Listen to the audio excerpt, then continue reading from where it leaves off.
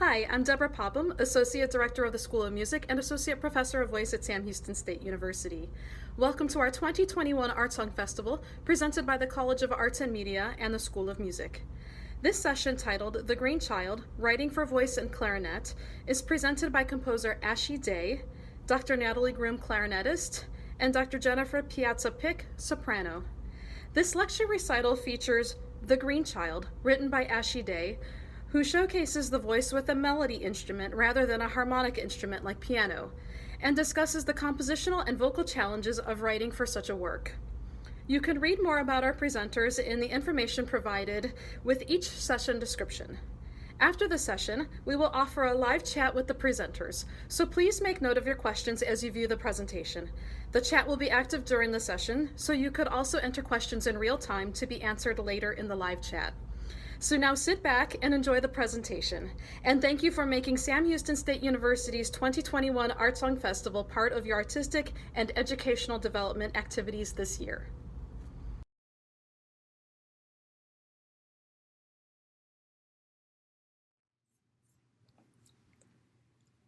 Hello, and welcome to this discussion of The Green Child by composer Ashi Day.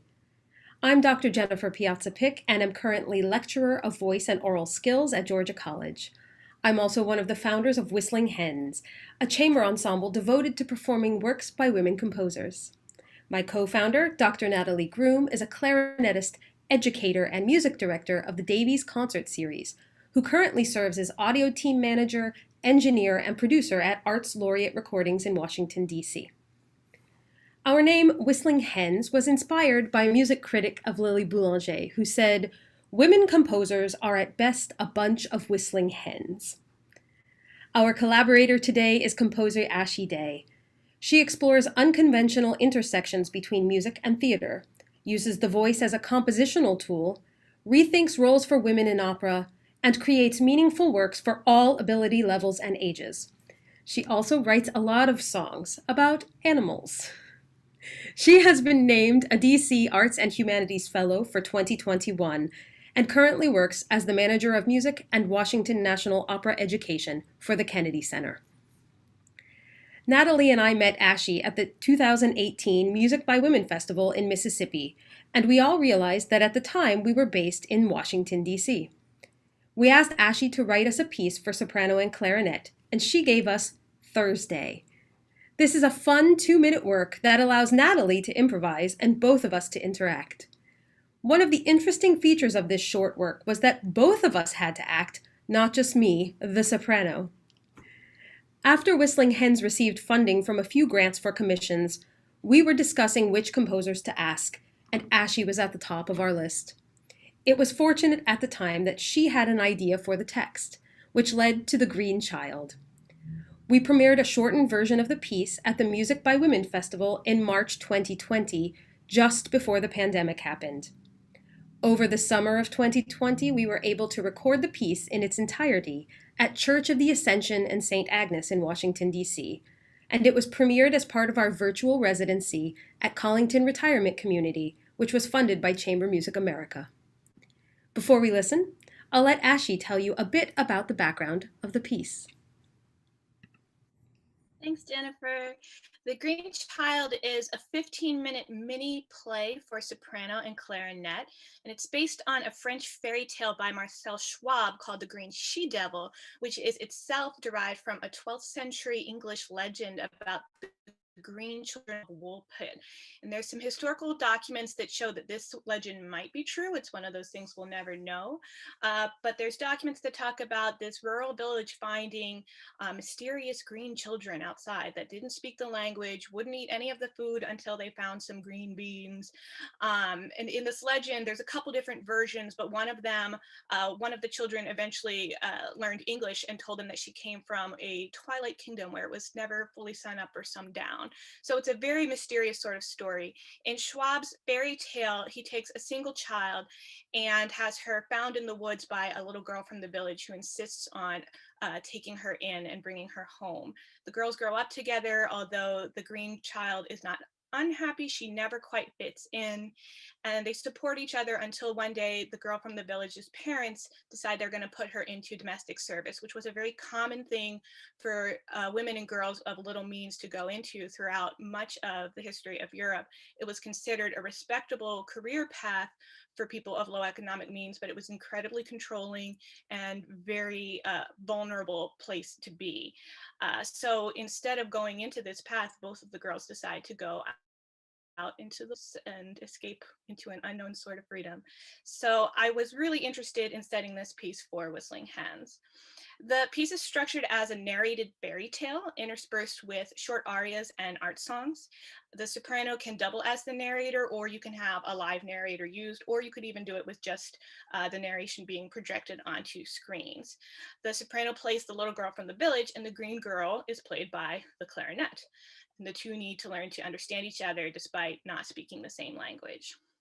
So I adapted the text from the Marcel Schwab's fairy tale, and including writing 2 brief arias, but I otherwise chose to set 3 old texts to embody specific moments in the score. And each of those I consider pieces that could be done as independent art songs. So first, there's an old lullaby. It's originally German. And I'm not going to say the German because everyone here would know how wrong it was.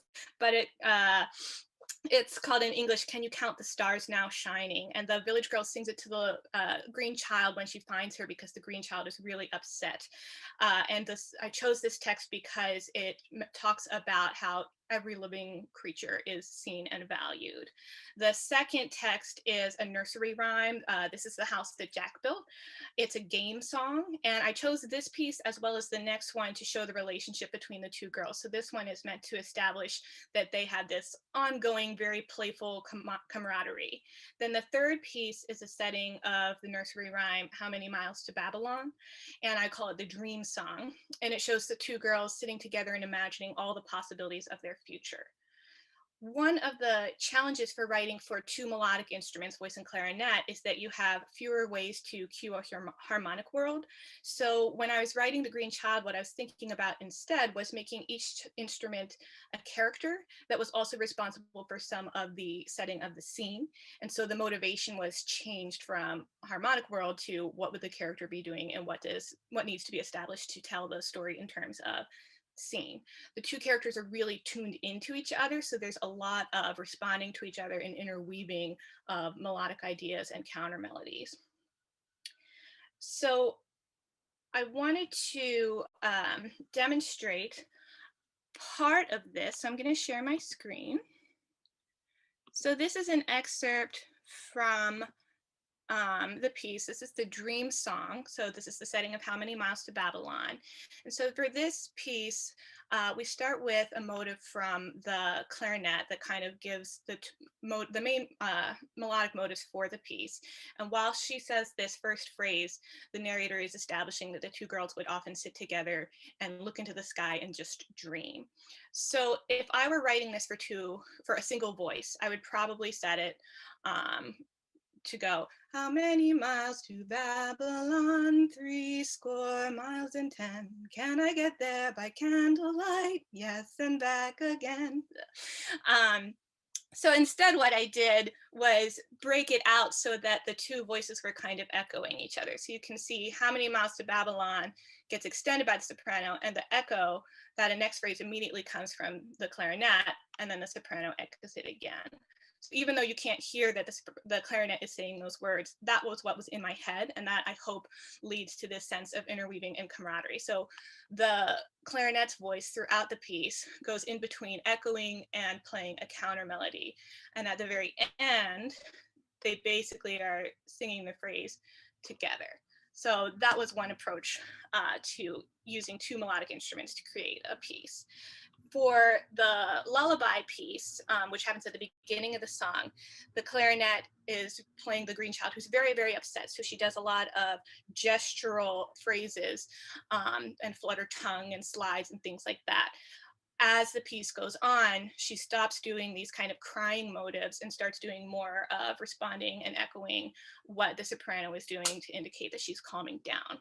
And then in the third art song, the play song, there's a lot of imagery about roosters and farmers and things like that. And the idea is that this is a game where they're constantly trying to one up the last time that they did it. So both characters are doing a lot of just playful movements throughout. Yeah, it's very playful, and it comes through. But before the clarinet becomes part of the storytelling narrative, it serves more as a tool for setting the atmosphere. And in the opening of the piece, you'll hear the clarinet is making sounds of the forest. So it's things like the wind blowing by, the sound of birds chirping, the gurgle of a brook. And the soprano also joins in on this with specific bird calls that are notated in the score. So we will begin the performance with our backs to the audience, and it's with the intent of immersing the audience in the environment before engaging us as the characters. So with that in mind, let's listen together.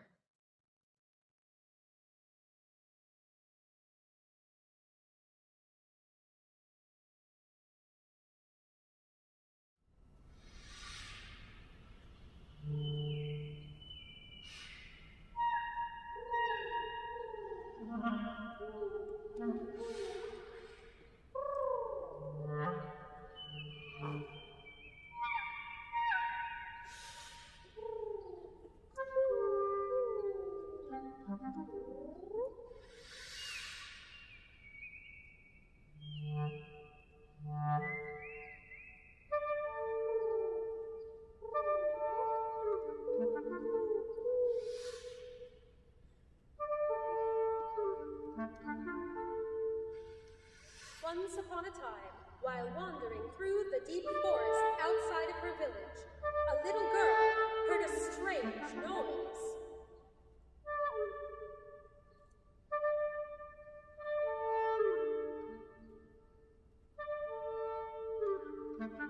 When she got closer, she saw another girl about her age, but her skin, hair, and eyes were as green and vibrant as the woods around her. The green child did not speak.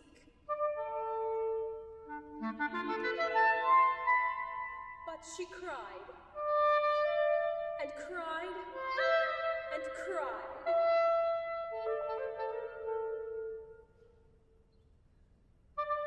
After a moment, the village girl approached her, slowly put her arm around her, and tried to comfort her with an old lullaby.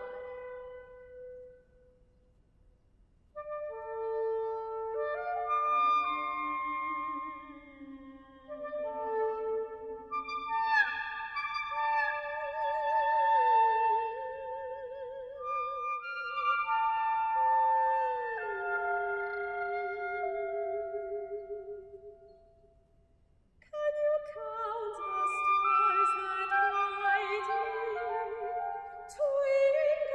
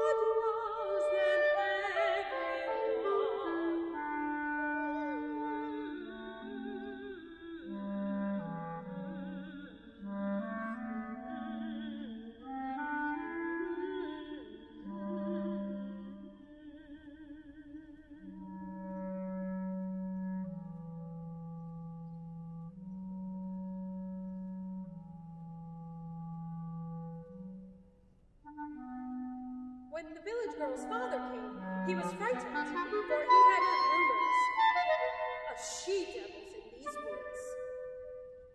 He did not like to see the little green girl crying, but he said she-devils were best kept far from the village. But the green girl cried out when he tried to take his daughter away, and the village girl refused to leave without her.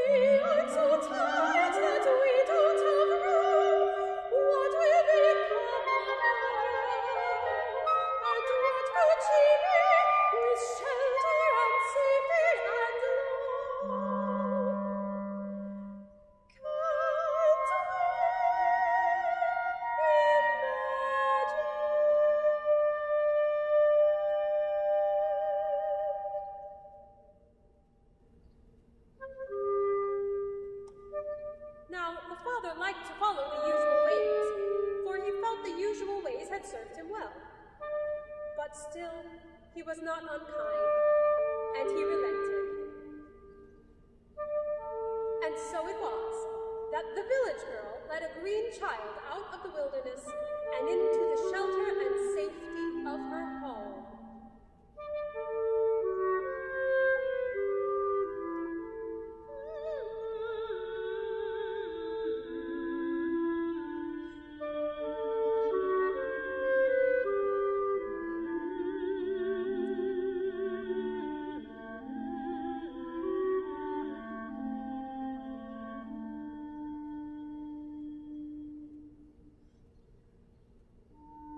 As usually happens, the girls began to grow up, and they did this always together. The green girl began to understand the language of the village, though she only ever spoke her own tongue. The village girl learned to listen and understand much as well. The village girl shielded her friend from the constant rumors of she-devil that followed her, though the green girl never seemed to mind them. And the village girl carried no fear of loneliness or teasing, for she knew she had a true friend always.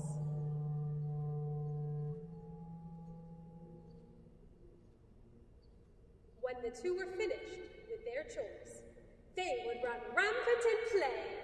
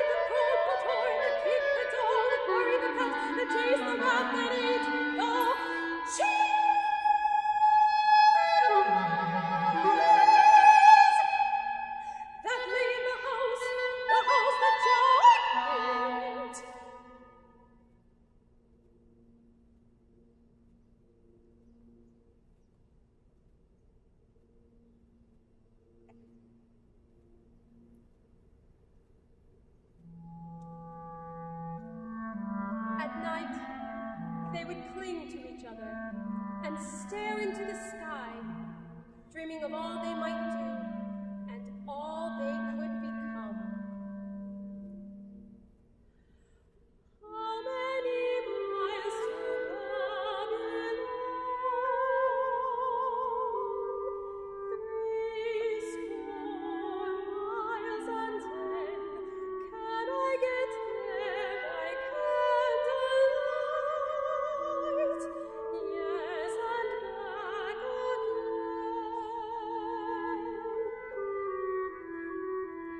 If your horse be swift and your spurs be bright,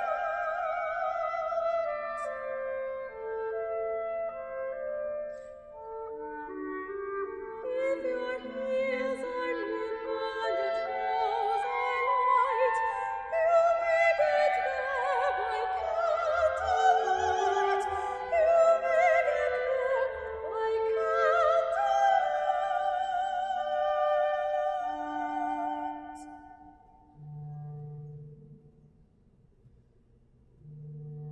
The village girl's parents were not unkind, but still, they liked to follow the usual ways, for they felt the usual ways had served them well.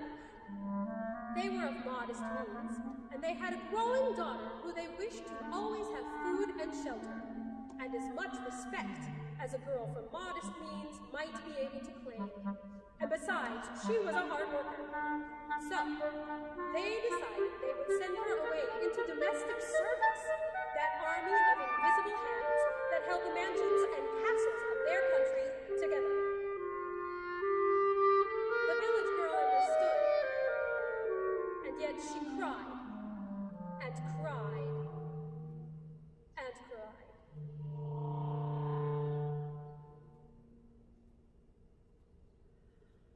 What will become of me? Will I live as a shadow, in another's life, subject to someone who thinks that's what I'm for? That this is success for me, subject to someone who. Are we so tight that we don't have room?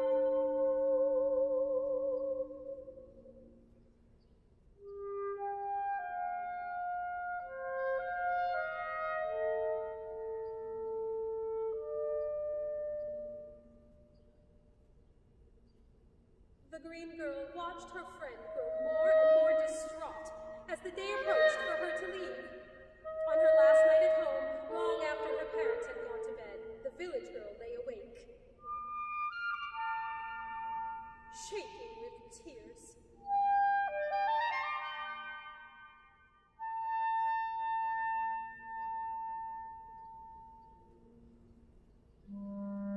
The green girl slowly put her arm around her friend. Then she walked to the door, opened it, and looked out into the vast night sky. Then she looked back at her friend and gestured to the deep, wild woods. And so it was that a green child led a young maiden away from the village and toward an unknown freedom.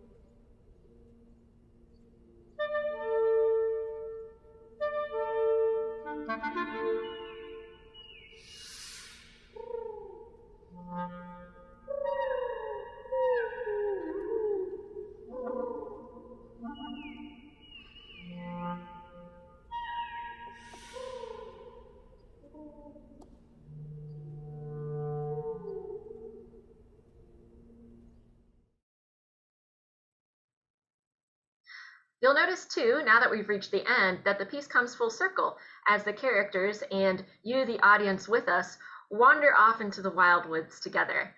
As we come into the lecture portion of our discussion today, I wanted to start by asking you, Ashi, about how you, as a vocalist and also somebody who's composed a lot for voice, how do you think of the clarinet in relation to the voice? I mean, how do the registers correlate? Were they more alike than different? And just what was your experience writing for that? Yeah, I really loved writing for this combination of instruments, and I'm so glad I had the chance to do it. I think it works really well for storytelling because to me, there's a lot of overlap between the two instruments. I am a singer, not nearly as accomplished as Jennifer or many of the people here. So for me, the technical difficulties in my voice are very apparent to me. I can feel the difference between the registers in my voice really clearly in a way that I feel like parallels some of the breaks in the clarinet. So personally, I have a low register that is kind of warm and belty. I have a break I struggle with a lot to get through. And then I have a middle voice that's pretty clear, and then once I get above my passaggio it gets real loud and kind of I have to be careful not to be pinchy and strident. So since there's some parallel with the clarinet registers there, it was much easier for me to write for the clarinet than it would be for a lot of instruments. Mm-hmm. Yeah, and it's interesting for me hearing how you describe the vocal breaks because the clarinet also has two breaks, and it's the point at which you run out of fingers, and then you have to restart the fingering pattern across the horn. So our first break is from E below the staff, and it goes to B flat to B natural in the middle of the staff. That's our first break where we have to change our fingering pattern. All of our fingers are down again.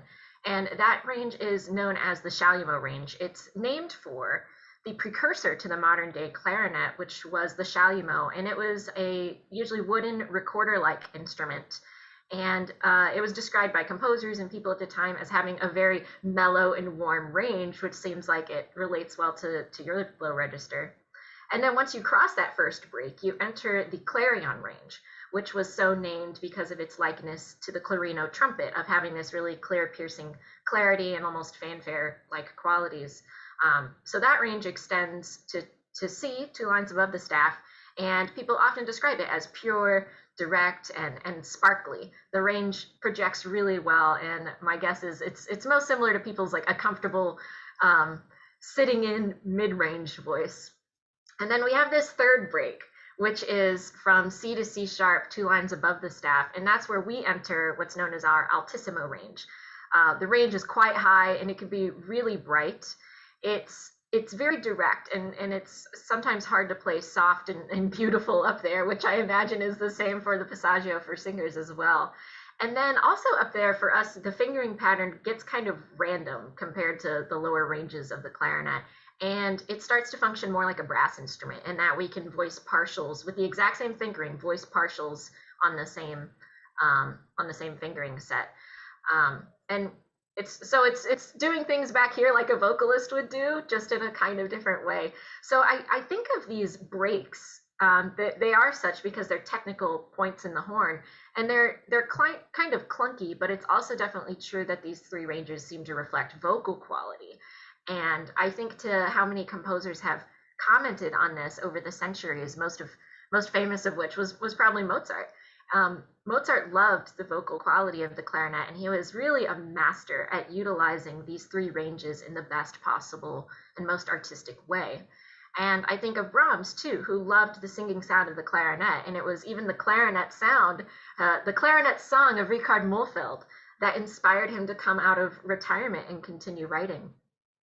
And I also think of how Mozart and Brahms both thought of the clarinet and the viola as the closest vocal companions and the most similar in range and timbre, which later influences composers like Spohr and Schubert to write art song for soprano, clarinet, and piano trio. And I'm sure you all know, of course, Brahms' 2 songs for voice, viola, and piano. So this kind of formative thinking is what led to the inclusion of what I now think of as chamber music art song. So it's basically just having something other than voice and piano, which was the historical precedent for so long. And here we all are in the 21st century with just this unique combination of soprano and clarinet. For me, on the performing side, at least, when I think of how to balance my woodwind voice with soprano, it doesn't actually seem that hard to do most of the time, as long as the composition or the composer is mindful of not having competing ranges at certain dynamics against each other. The Chalumeau range, it's really easy to play softly. The clarion might be more of a challenge if the soprano is low. And then it's really when we get into the high range of our altissimo that things might get dicey, and there's the chance that I might cover up Jen. Yes, balance certainly can be tricky, especially when I'm in my middle to low registers and Natalie is quite high. I've actually been surprised at how rarely this has been an issue.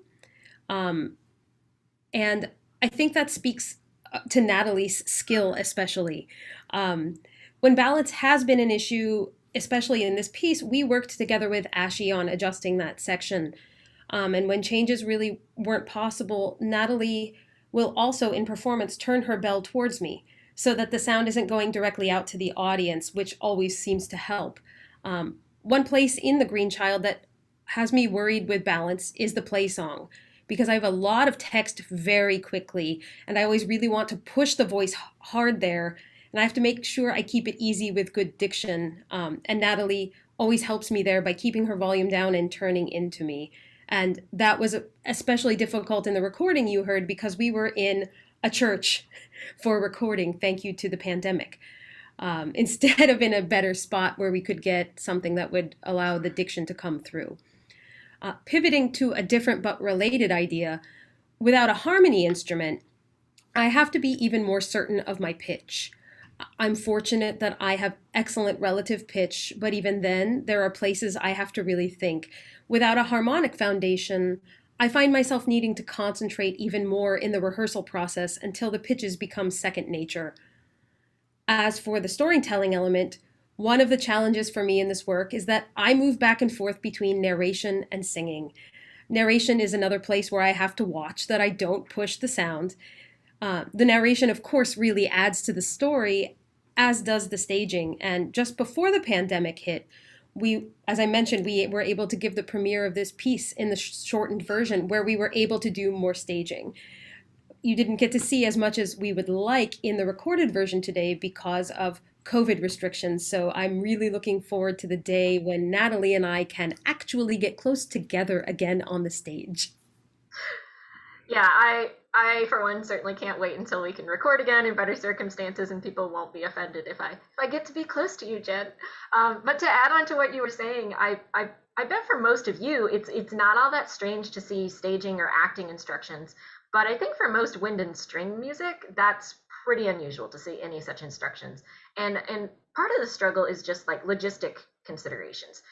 It's often really unwieldy for us to move around, or maybe acting isn't quite as effective because, like, at least for me, the instrument is in my mouth, so I don't have a wide range of expression available in that capacity. Part of the fact is also that it just hasn't been done. There's not the precedent for that, and we don't see it in our solo repertoire, chamber music, or orchestral repertoire and excerpts. So it's mostly mid 20th century and on that we see staging and acting instruction. I can say for me, it's pretty strange, and I feel awkward being placed in this more being more flamboyant in my gestures and expressions. I personally like the anonymity of being an orchestral section player or a member of a chamber group. I feel like that's more my personality, more my strong area. And when I'm asked to be an actor, I have to kind of put on my soprano diva hat and try to upstage Jen, which we all know is never going to happen. So that makes it like doubly uncomfortable. But I feel like for singers, it's kind of everyday life to emote and to exaggerate. But for winds, we're like, oh my God, please don't look at me. I'm just sitting here doing my thing. Don't ask me to do anything. Don't look at me. I'm just wallpaper. So it's good that our Whistling Hens work pushes me out of my comfort zone. And I think Ashi crafts it in a way that's not too overwhelming for people who might not be familiar with this or used to it. And it also serves really well to enhance the story and the narrative. I was so excited to be able to work with a group that I knew would try these things. I was really grateful to have this opportunity because I know some people would just panic, but I did want to write it in a way that a lot of people could do it. And I think that the nature of fairy tales lends itself really well to the staging of this kind of work. So you have characters that are moving in broad arcs and that are as much archetypes as characters. So this allows you to do sorts of staging that would just be a few actions, a moment where you turn to each other, a moment where you turn towards the audience or away from the audience, could be really effective using a fairy tale sort of structure. But there's still room to do more staging if you wanted to, or to fill out that storytelling element by using lighting or projections or set pieces. And then at the same time, if you just did it as a concert work, that would work too. So I was trying to write something that would bridge all of those things. And Ashi, I've certainly thought about how this piece in particular blurs the lines between what we think of as traditional art song and traditional stage works. It's certainly interesting. And as the composer, what do you think this hybrid approach can help us discover about storytelling through music? So I'm often thinking about the future of the arts and opera in particular, both as a composer and because I do work in arts education administration. And more I feel like we need to let go of the strict boundaries that we sometimes place between genres and between styles and between art forms, and just instead focus on what can we do, what do we want to do, what are we trying to express, what are the stories we want to tell, and what are the best ways to tell those stories. um, how can we do that in a way that's going to connect with modern day audiences who have all different kinds of backgrounds? Opera, art song, musical theater, popular forms of singing, straight theater, there's no reason that those different things have to have strict edges. We can blur all of them. I personally love the classical voice. I love theater. I love stories. I love poems. I don't always love the traditional ways that they've been combined. So I'm looking to write stories that are the type of stories I want to hear and how I want to hear them. So I think there's a lot of possibility in the edges and the blurred lines. I mean, I love the idea of blurring them, obviously. And I'm always acting when singing art songs, but having a semi-stage drama with my collaborative partner connects some of the work we do in operatic settings to our art song presentations. It's really fun to be able to move more on the stage, which, of course, as I mentioned, we couldn't do as much because of COVID in this recording. But I like the freedom of moving around the stage, and I think it adds to the audience's connection to the story. And before we head into our live discussion with you, I just want to say thank you for sharing this session with us. We hope you enjoyed this look into the Green Child. We just learned a couple of weeks ago that Hartford Opera Theater is planning a staged production of this piece for June 5th and 6th this summer at the Butler McCook Garden in Hartford, and outdoors at the Hillstead Museum in Farmington, Connecticut. So we will be able to see this fully realized as a staged event instead of a concert work. This piece is an innovative approach to art song instrumentation, staging, and storytelling, and I'm really excited to see how this can help pave the way for more composers and performers to evolve and innovate on the definition of art song.